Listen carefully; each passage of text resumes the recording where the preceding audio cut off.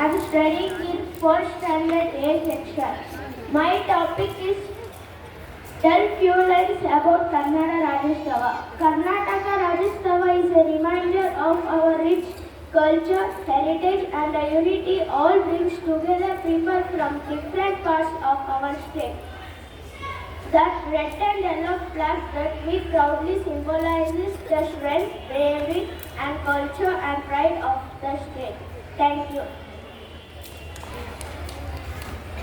ಬೆಳಗಿನ ಶುಭೋದಯ. ನನ್ನ ಹೆಸರು ವೇದಶ್ರೀ ಕೆವಿ.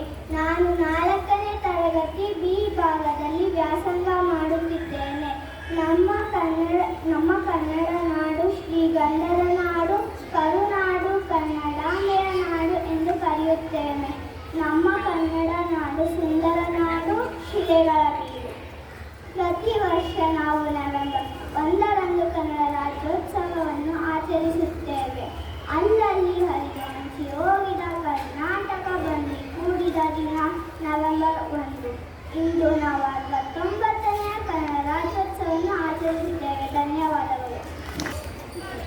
ನಾನು 1ನೇ ತರಗತಿಯಲ್ಲಿ ವ್ಯಾಸಂಗ ಮಾಡುತ್ತಿದ್ದೇನೆ. ನಾನು ಗಂಗನ ಬಗ್ಗೆ ಇವಾಗ ಮಾತನಾಡುತ್ತಿದ್ದೇನೆ. ಗಂಗರ ಲಾಂಛನ ಮದಗಜ.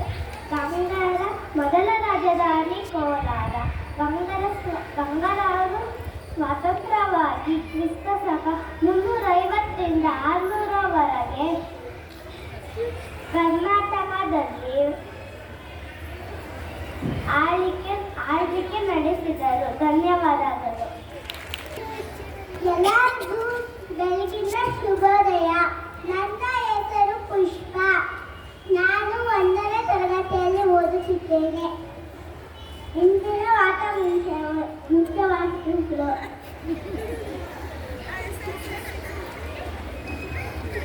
ವಿಷ್ಣುವರ್ಧನ. ನಾನು ಪರಿಸರ ವಿಷ್ಣುವರ್ಧನ ಬಗ್ಗೆ ಹೇಳುತ್ತಿದ್ದೇನೆ. ವಿಷ್ಣುವರ್ಧನ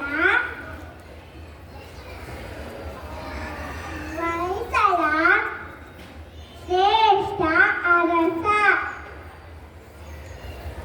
ಇವರ ರಾಜಧಾನಿ ಹಳೆಬೀಡು.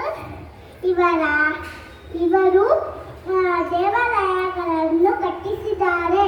ಹಳೆಬೀಡು, ಬೇಲೂರು, ಸೋಮನಾಥಪುರ ಮುಖ್ಯವಾದಗಳು.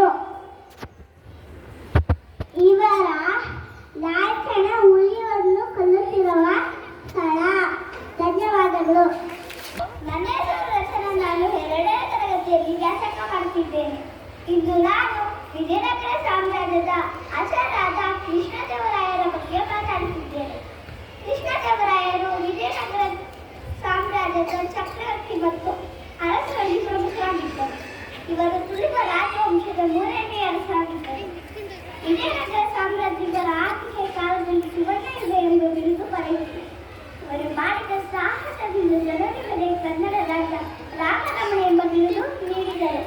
ಇವರು ಅನೇಕ ದೇವಾಲಯಗಳನ್ನು ನಿರ್ಮಿಸಿದರು. ಇವರು ನಿರ್ಮಿಸಿದ ವಾಸ್ತುಶಿಲ್ಪ ಭಾರತ ಸಾಹಿತ್ಯ ಮತ್ತು ಸ್ಥಳಗಳಲ್ಲಿ ಬಹು ಹೆಸರುವಾಸಿಯಾಗಿದೆ. ಇವರು ಅದರ ರಾಮಸ್ವಾಮಿ ದೇವಾಲಯ, ಲಕ್ಷ್ಮೀ ನರಸಿಂಹ ದೇವಾಲಯ, ವಿಜಯನಗರ ದೇವಾಲಯಗಳನ್ನು ನಿರ್ಮಿಸಿದ್ದಾರೆ. ಧನ್ಯವಾದಗಳು. ನಾನು 3ನೇ ತರಗತಿಯಲ್ಲಿ ವ್ಯಾಸಂಗ ಮಾಡುತ್ತಿದ್ದೇನೆ. ಇಂದು ನಾನು ಗೌತಮಿಪುತ್ರ ಶತಕರ್ಣಿ ಬಗ್ಗೆ ಮಾತನಾಡುತ್ತಿದ್ದೀನಿ. ಗೌತಮಿಪುತ್ರ ಶತಕರ್ಣಿ ಶತವಾಹನರ ವಂಶದಲ್ಲಿ ಅತ್ಯಂತ ಪ್ರಸಿದ್ಧ ರಾಜ. ಇವರು ಆಡಳಿತಕ್ಕೆ ಬರುವ ಮುನ್ನ ಪಲ್ಲವರು ಶತವಾಹನರ ಉತ್ತರ ಪ್ರದೇಶದ ಕೆಲವು ಭಾಗಗಳನ್ನು ಆಳಿದರು. ಇದರಿಂದಾಗಿ ಶತವಾಹನರು